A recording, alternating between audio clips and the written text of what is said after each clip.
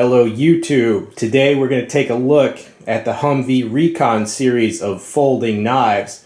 This is the Humvee Recon Model 1. Now you might remember this watch, also made by Humvee, or the Humvee brand.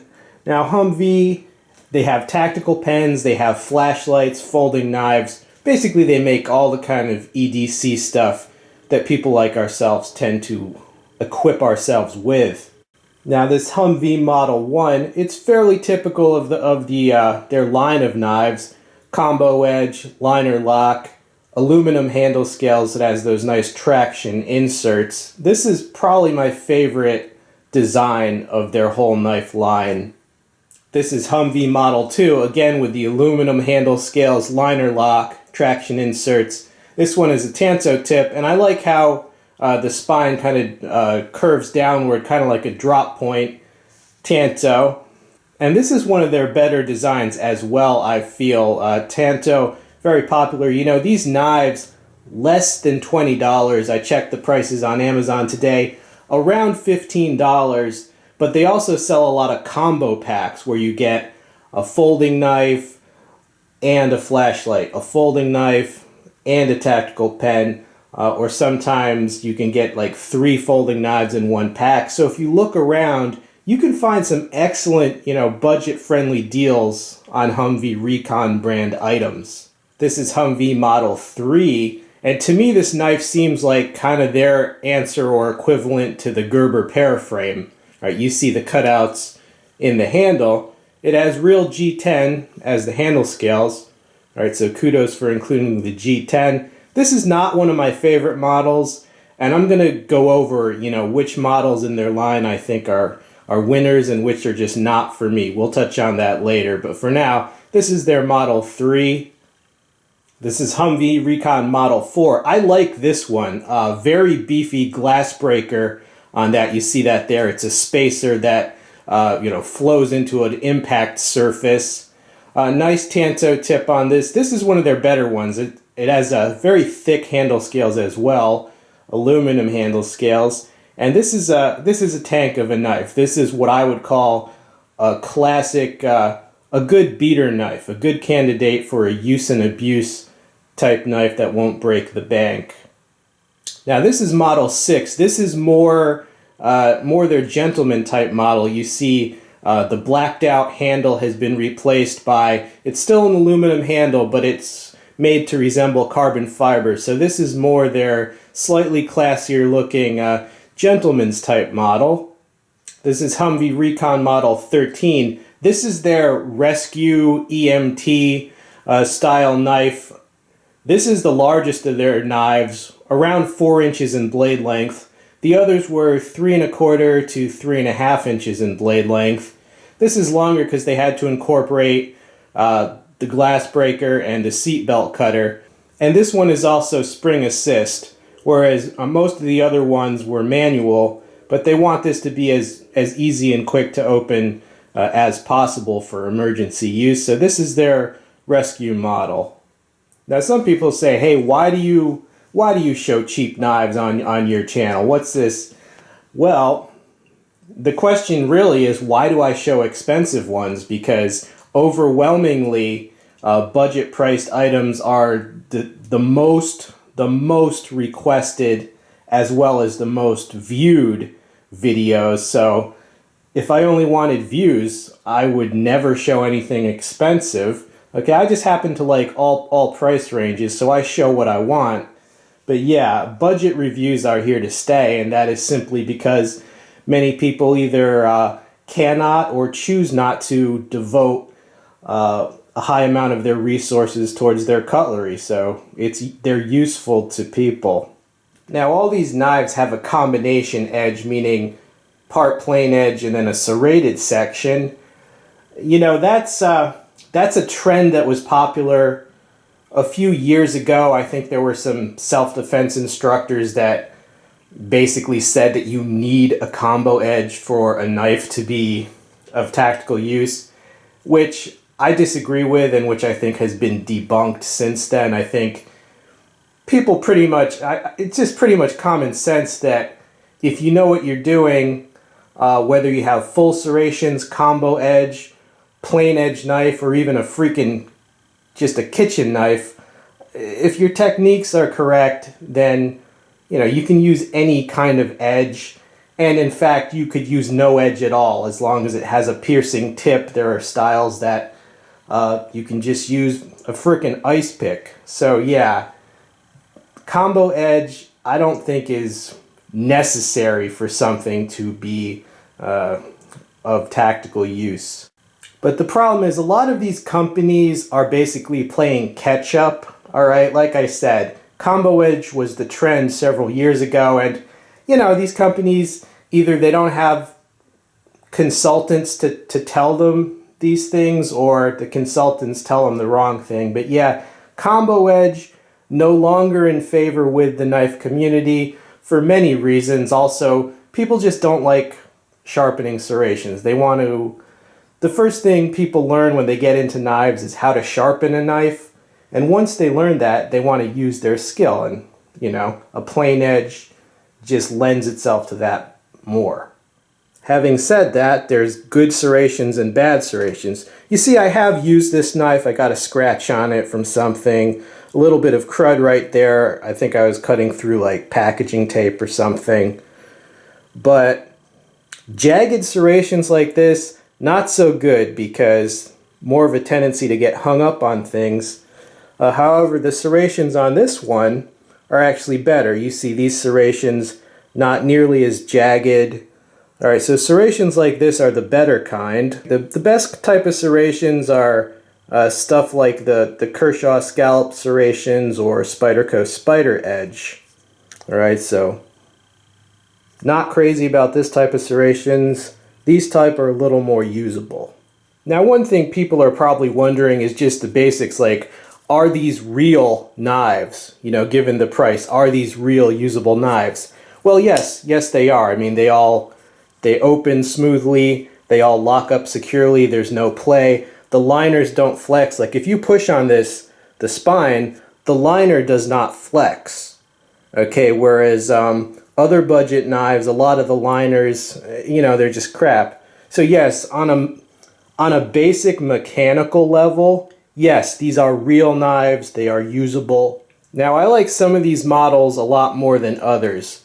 All right, they did send me these knives, okay, but that's that's not going to save them from, constructive criticism. I'm still going to tell them, which ones I think are winners and which ones, at least for me, are kind of losers. Let's start with the bad news first, and then we'll get to the good news. This one doesn't really work for me for the very same reason that the Gerber Paraframe doesn't work for me. I don't really like the cutouts, but I do give them props for giving you real G10. That's a lot better than cheap plastic. But yeah, this one, I don't know, I just personally don't like a lot of cutouts on my knife. This one, I have to say, it does look very nice. It does look very nice on camera, but to me this is too half and half. It has a really nice looking handle, like I said, the gentleman's folder. But then they have a glass breaker, and this blacked out with the combo edge, the typical tactical, and it has an assist. Right, so to me it's half and half. I think if you're going to go classy gentleman's model, you have to go the whole way. All right, their rescue model, I'm mixed on this. I have to say, the assist on this is really good. It's fast, strong, it's decisive, and then this locks up securely. If you don't know what an assist is, it's not an auto, okay? It's not going to spring out fully under its own power, so it's not considered an auto. As you can see, there's no tension there, okay? The assist means it's just like has a little bit of a push that just makes it easier to physically open it with your finger. But still, they've done it very well here. All right, so the smoothness of the pivot and the assist they put on here, that is very well done. Of course, this is a rescue knife, and that's why they want it to just be as simple and easy to open as possible. Now for the bad news on this knife. The blade shape it's just very muddled and overly complex with, you know, the combo edge, and then it has a fin here that's also a swedge, and then, you know, an angle change here. Now I understand this little hump right here is to put more material there to make the tip stronger, but still the blade shape doesn't work for me. Like, compare it to another large knife, this Smith & Wesson. I think you can just see the simplicity, beauty, and functionality of that classic spear point, right? And compare that to the modern art shape here. You know, I think you understand what I'm saying. Okay, now for the good news. All right, you didn't come here to find what not to buy. You came here to find what you should buy. Well, I think this Model 1 is actually their best knife. First of all, I agree with the handle shape. The shape gives you a good grip, and the traction inserts are very grippy as well. I like how the break, you know, there's a lanyard slot, right? And the breaker, it's a strong type of breaker, right? It's not just the little thing that's screwed in. You can see it's a big piece of metal. Yeah, this is my favorite knife of their line. The handle shape also reminds me of Ultima Ratio knives. All right, much more expensive knives. So it looks good and it works. A little thumb ramp there. Yeah, I would recommend this Model 1. This is probably, yeah, it locks up securely. I mean, this is my favorite of their line. They need to design more like this, or whoever designed this, they need to have that person design more. I also really like this Model 2, and it's all about the blade shape. They've done it right, how it slopes down, you know, piercing and strength in one, and it has the better type of serrations. Strong handle. I mean, look, steel liners and then the aluminum scales, that's much stronger than the FRN that you get on, you know, other budget knives. This is very grippy here. They do need to do something to close this part off or change that because it looks a little unfinished. All right, so aesthetically, I don't like that part, but as far as a budget beater Tanto with a winning blade shape, yeah, this is a good knife. I would recommend this if you want a Tanto. The Model 4 is also another of my favorites by Humvee for many reasons. One, it's extra thick. I mean, this is a tank. This thing, you know, you could run over this. You could use it as a hockey puck. I mean, this is a strong knife. Good weight. And look at the breaker. Now that's the breaker I like. You know, compare this little breaker right here that's just kind of screwed in there to this breaker right here, and I think it's obvious which one you would really want if you had to rescue someone from a vehicle or rescue yourself. Right? Also, a lot of self-defense application with that breaker, and it even has jimping to cap it in the reverse grip. Nice. So yes, this is their beefiest knife. This is what you should get if you want a Tanto tip and you just want a very durable beater knife. Yeah, this is one of their better designs. Okay, so to recap, these are budget priced, less than $20. I think the real value is when you get like their combo packs, because it includes a knife and a watch, or a knife and a pen, a knife and a flashlight. And the pricing on those, it's almost like you get the second item for free or almost next to nothing. So yeah, check those out. These are my three picks from the 6 knives that I have seen. Those other 3, they didn't really work for me, but that's all right because they have like 20 different models out there and you can find the gems. To me, these are the top of their line. These are what I would recommend if you need something in that price range. These are about the same quality as Smith & Wesson knives. They're beater knives. They're something, you know, you're not going to put these in a glass display case. They're meant to be used, and that you're not gonna cry about, right? If in the line of duty, if you manage to break the knife, like using it as a pry bar or something, which you shouldn't, you're not going to cry, and it'd be easy to replace. All right, people, that's it. Stay tuned for more more reviews, more budget reviews. This has been We All Juggle Knives. I'm out.